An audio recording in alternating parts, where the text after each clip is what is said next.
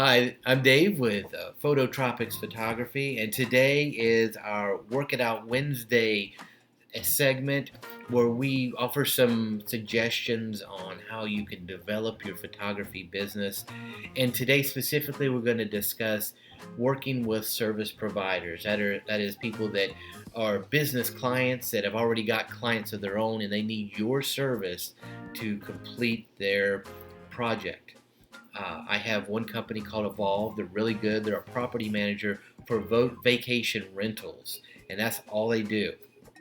And so to post those rentals online, they need a photographer. And so they call a professional photographer that they've trained. There is a positive and a negative effect to this type of work. First of all, I've had some pretty regular work, which is good. I'm not an employee, I am a contractor, so I have some flexibility. The top negative thing that most people will say, and you might say, well, hey, I'm getting started, which is good.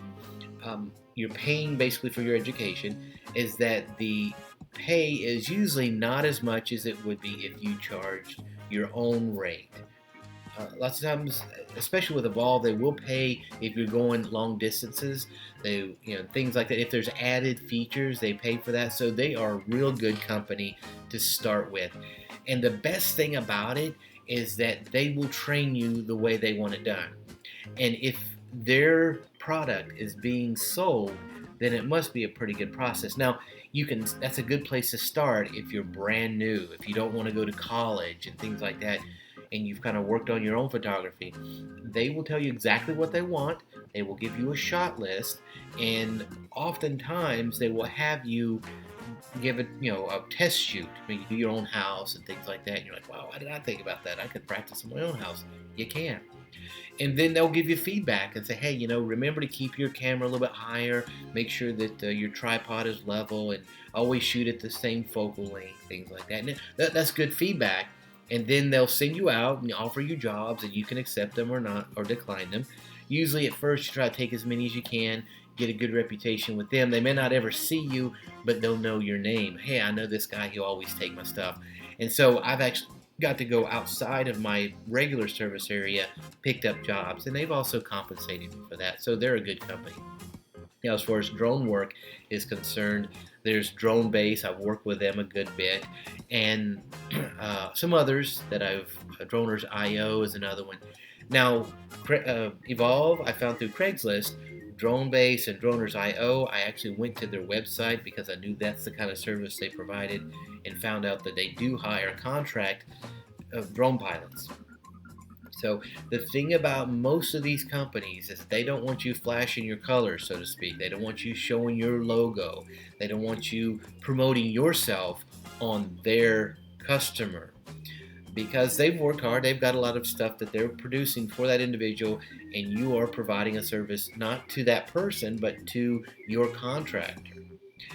And so it is respectful not to try and snipe their client, but you can learn something from this.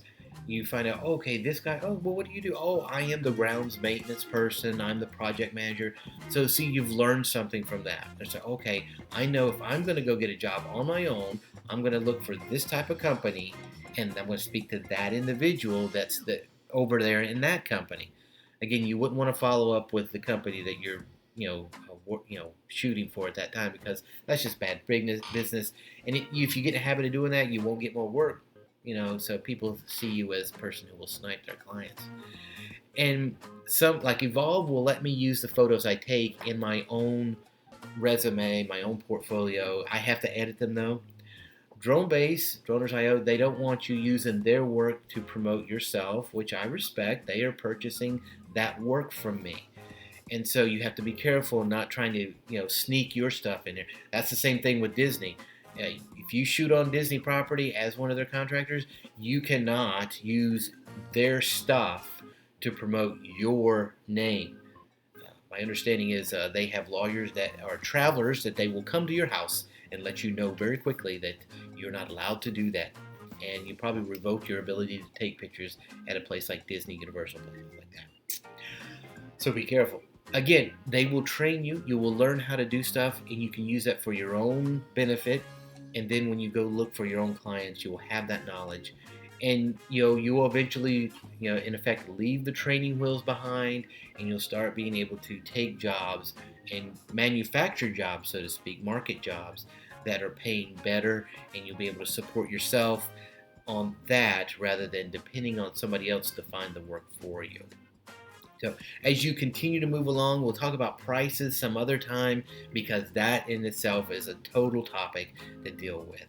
So, we appreciate your time here. We look forward to supporting you in your business development journey, but always in everything you do, make sure you enjoy pushing that shutter, you're enjoying the work you do, or else it will show in your final product. Thank you for watching. We look forward to seeing you the rest of the week when we talk about more business ideas for how to develop your photography business.